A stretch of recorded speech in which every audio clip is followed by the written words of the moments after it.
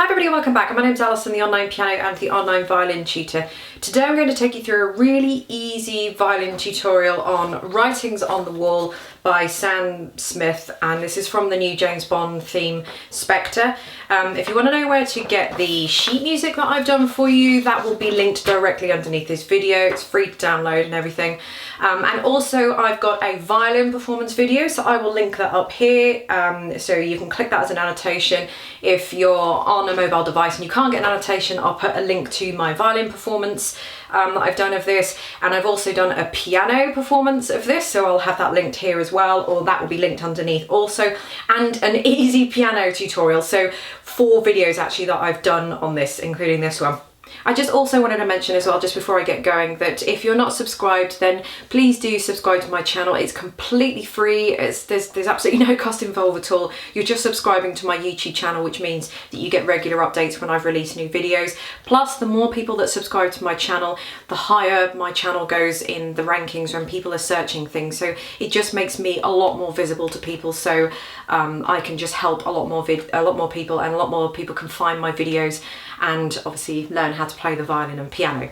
So if you want to learn how to play Writings on the Wall from the new James Bond Spectre, then please keep watching. Okay, so the first thing I'm going to do, just before I just get into playing a little bit and tell you a few bits about it, I just want to quickly explain what I've done. So I've taken you through the entire music here. So this follows, there's 2 sheets here, and this will follow exactly as the music states. I did have to put it in a different key, only because it wasn't so friendly for the violin. So apart from that, everything else is the same. What you'll also notice is that above every single note is the finger numbers that you'll be putting on the violin. Above that are the letters, and these refer to the strings that you're going to be on. So for example, you're going to be starting off with a finger 1, and that's on the E string. The next one is an open E, because you're still on the E string, until you get to this one here, which is a finger 2 on the A string. That's a finger 1 also on the A, finger 2 on the A string, so on until you get to here, so it's finger 1 on the E, so on and so forth. So you've got all the numbers.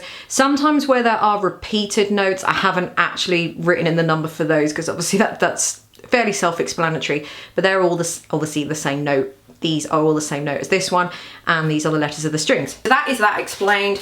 Also, like I said, I've followed this through exactly as the music is. You won't be able to play it you won't be able to play it with the backing.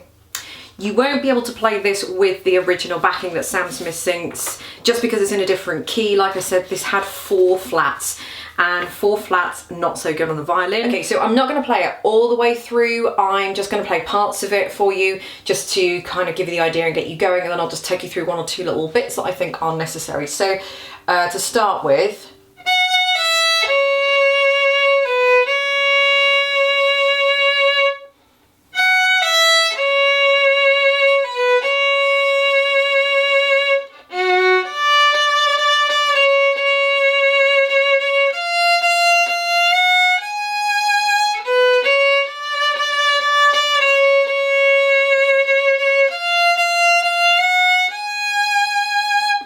okay, so that's just the first little start of it there. What you will notice in bar 8, 9, 10 is that you've got some F naturals followed by some F sharps. Now the F naturals, which say they are finger 1 on the E string, these F naturals are going to be pushed all the way up as far as you can feel the kind of ridge, or what we call the nut of the violin. So the first finger needs to go really, really far back, not on the dot where it's where it would normally go, but really far back. So you've got 3 F naturals, then you've got an F sharp, and what you're going to do is slide your first finger up to where your dot is, or the line, or where the first finger would normally go. So 3 F naturals, then you slide that first finger up, just slide it up as quickly and as accurately as you can for the F sharp, and then the G just pops right in next to it. So if I just show you, so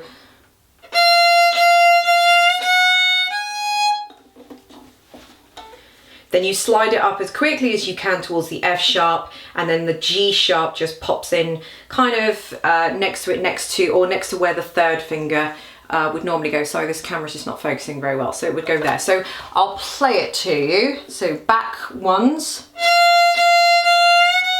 you just slide it, and that's all you're going to do there. So moving on to the next bit.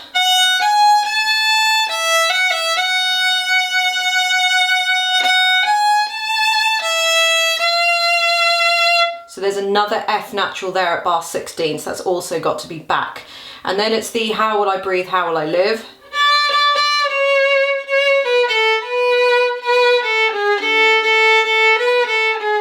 So here comes another tricky bit.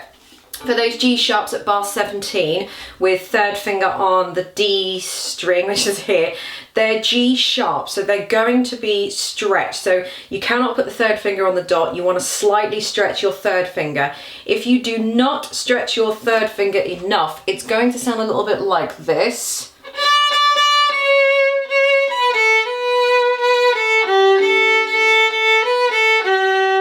That doesn't quite sound right, does it? So you have to stretch it.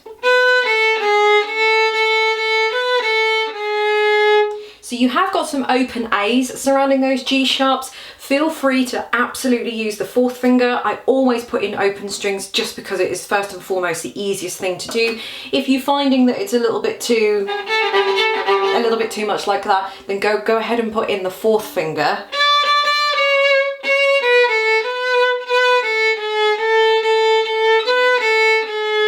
So it's up to you. So the whole point is that you can go and experiment with that.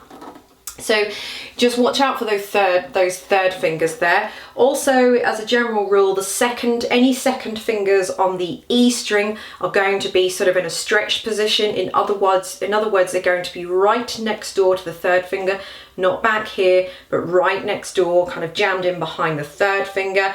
And also the same when you've got second fingers on the A string as well. They're going to be in the same place, unless otherwise told to do so, which I don't actually think you are, so just ignore what I said there. So second fingers on the E and second fingers on the A are going to be right next door the third finger. After that, you've got the next bit.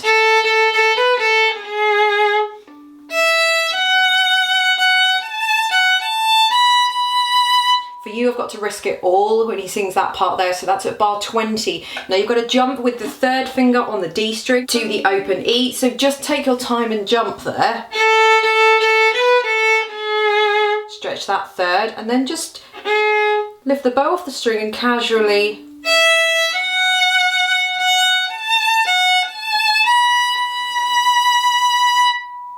and then it's because the writing's on the wall, so we're our third finger on the G string. Now again, this third finger must be stretched. It must be over where the third finger would normally go, otherwise this isn't going to sound pretty.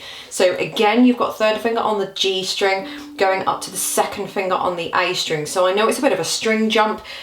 You could do this in third position. For all of you folks who know what I'm talking about, you'd have your first finger for that C sharp, and then you'd use your fourth finger for the octave C on the D string. So for those of you that know what I'm talking about, you can do that. If not, if you didn't follow any of that, then just stick to what the music says. So those third fingers need to be stretched. So